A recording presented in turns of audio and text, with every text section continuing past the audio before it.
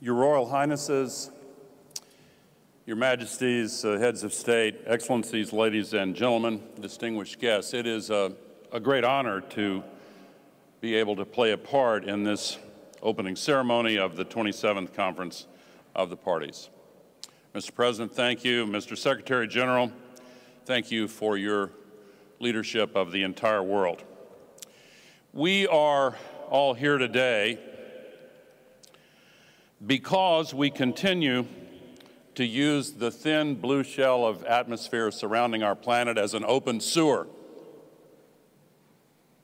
Today, as every day, we are spewing 162 million tons of man-made, heat-trapping, global warming pollution into the sky. It adds up and accumulates and lingers there. On average, each molecule lingers 100 years, and the accumulated amount now traps as much extra heat as would be released by 600,000 Hiroshima-class atomic bombs exploding every day on our planet. That's why we're seeing these disasters. And the pattern is very clear. It's getting steadily worse. We have a credibility problem, all of us. We're talking, and we're starting to act, but we're not doing enough. It is a choice to continue this pattern of destructive behavior. We have other choices. In my faith tradition, I learned a teaching that is common to all three of the Abrahamic religions, that God has set before humanity a choice between blessings and curses, between life and death. We face that choice today. We can continue the culture of death that surrounds our addiction to fossil fuels by digging up dead life forms from eons ago and burning them recklessly in ways that create more death, including 8.7 million people every year that die from the air pollution, principally caused by the burning of fossil fuels. The curses that we are continuing to choose are ever more apparent. We saw them on that amazingly powerful film, 1/3 of Pakistan underwater, 1,700 people killed. A heat wave in China that lasted 70 days with the heat above 40 degrees, 104 Fahrenheit, over a vast area of China. Stronger storms, bigger downpours, rain bombs, worse floods. Another million displaced in Nigeria 2 weeks ago. Another million in Chad a few days after that. The Nile Delta being salinated, just as Hannibal's fields were salted. We are causing the salting of the greatest agricultural area in Egypt, as well as in the Mekong Delta and elsewhere. Droughts are drying up the mighty Mississippi River in my country, the Tigris and the Euphrates in the cradle of civilization, the Po River in Italy, the Loire in France, the Rhine in Germany. All over the world, the greatest reservoirs in North America, Lake Mead and Lake Powell, are reaching what is called dead pool status. Starvation and famine in the Horn of Africa. Devastation in Madagascar. And the areas of our world that are presently considered by doctors uninhabitable because of the combination of heat and humidity are relatively small today, but they are due to expand to the point where experts are predicting as many as 1 billion climate migrants crossing international borders in the balance of this century. Think of the millions that are crossing borders now and the xenophobia and authoritarian populism that is caused by a large surge of refugees. And then imagine, if you will, what 1 billion climate refugees would do. It would end the possibilities of self-governance. We have to act. We know that tragically, across the nations of Africa, these impacts are even worse, and in the Pacific Islands and elsewhere, and the poor suffer the most. The late Archbishop Desmond Tutu said climate change is the apartheid of our times. We don't have to choose curses. We can choose blessings, including the blessings of renewable energy. We are now in the early stages of a sustainability revolution that has the magnitude of the Industrial Revolution and the speed of the digital revolution. If we invest in it and stop subsidizing the culture of death, we can save ourselves. Dollar for dollar, each dollar spent in renewable energy creates 3 times as many jobs as dollars spent in fossil energy. And this sustainability revolution is massively deflationary at just the time when the world is trying to find new ways to battle inflation.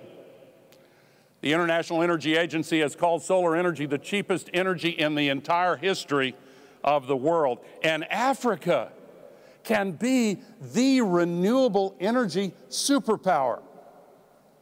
Africa has 40% of the entire world's global potential for renewables. The potential for solar and wind in Africa is 400 times larger than their total fossil fuel reserves.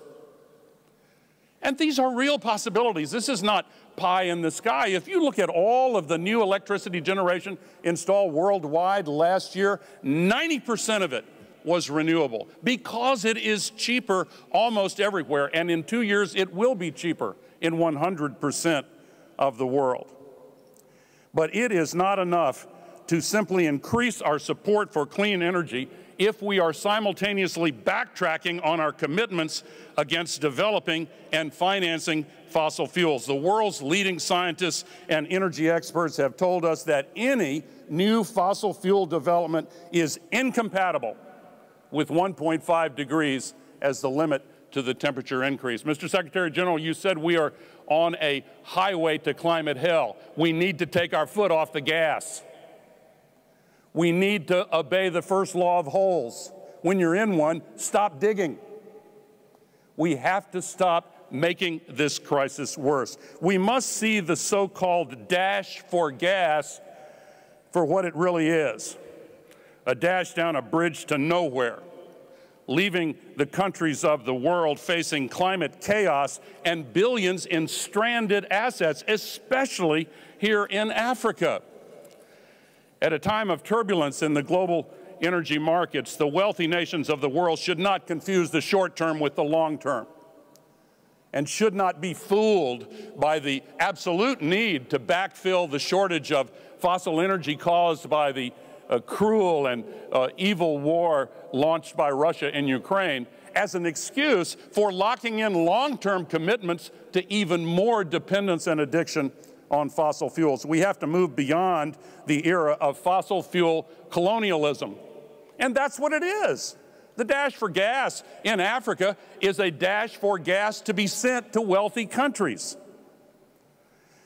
We have to remove the barriers to the trillions needed for climate finance.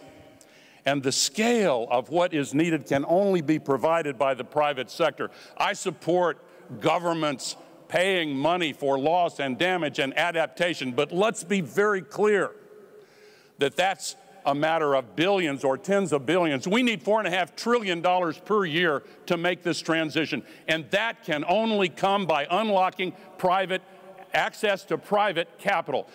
In the United States and in Canada, if you look at all of the financing of renewable energy, 96% of it comes from the private market. If you look at Africa, much lower amounts overall, but what percentage of it comes from private markets? Not 96%, 14%. 86% comes from governments. Why is that? Because, for example, if you want to build a solar field in Nigeria, even though it's profitable, you have to pay interest rates that are 7 times higher than the interest rates paid by OECD countries. That is unjust. It is insane.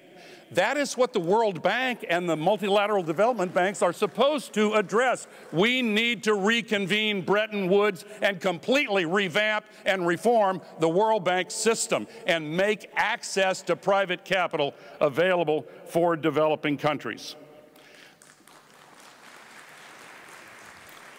This is a moment for a global epiphany. It is not time for moral cowardice and reckless indifference to the future of humanity. If you want an example of reckless indifference, just recall the banker who said earlier this year in discussing the impacts of the climate crisis, "Who cares?" When he was fired, it reminded me of the famous writer who said that in the highest reaches of business and politics, a gaffe is often when someone accidentally tells the truth. The truth is that all of us have limitations and weaknesses and vulnerabilities, but as human beings, we also have the God-given ability to rise above those limitations. The greatest leader of my country, Abraham Lincoln, once said, "The occasion is piled high with difficulty, and we must rise with the occasion. As our case is new, we must think anew and act anew. We must disenthrall ourselves, and then we shall save our country." And that is the way we can save our world. More is needed, but we have the basis for hope. Just days ago, the people of Brazil chose to stop the destruction of the Amazon. Earlier this year, the people of Australia chose to start leading the renewable energy revolution. Earlier this year, the people of my country chose leaders who enacted at long last the biggest and most ambitious climate legislation in the history of the world. The world has passed and enacted the Kigali Amendment. We have the basis for hope. If we actually do reach true net zero, the scientists tell us temperatures will stop going up with a lag time of as little as 3 to 5 years. And if we stay at true net zero, half of all of the man-made CO2 will fall out of the atmosphere in as little as 25 to 30 years. But we have to choose blessings instead of curses. We have to choose life over death. If we are truly to make this COP the one that drives implementation of the pledges made in Glasgow, we must equip ourselves with every tool and resource to facilitate our path to true net zero and work together to drive impact and increase accountability. I want to applaud the Secretary General for making transparency around these net zero goals a priority.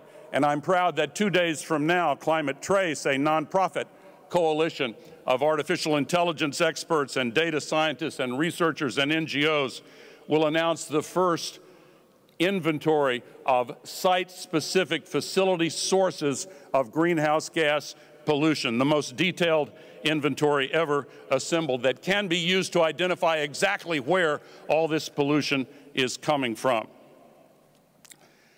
There is a path that we can make from here to a future with hope. As a final point, I started by saying that we have a credibility problem, but we also have the ability to address it. And if anyone doubts that we can summon the political will to do what is necessary and to save our future, always remember that political will is itself a renewable resource. Thank you.